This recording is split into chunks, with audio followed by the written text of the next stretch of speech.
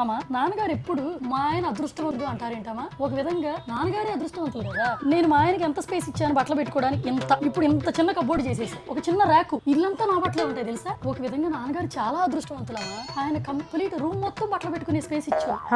నీకు అలా అనిపించిందా? సరే రా చెప్తా. ఫ్రిడ్జ్ ఏంటి అట్ట తీస్తున్నా? ఏమన్నా లంకి మీద ఏమైనా పెట్టావా ఏంటి? పాడైపోయిన ఫ్రిడ్జ్ వాడికి ఇచ్చేస్తే 1000 రూపాయలు ఇస్తా అన్నాడు, అందుకని మీ నాన్న బట్టలు పెట్టాను. ఇప్పుడు అర్థమైందమ్మా నాన్నగారు మా ఆయన ఎందుకు అదృష్టవంతుడు అంటున్నారా.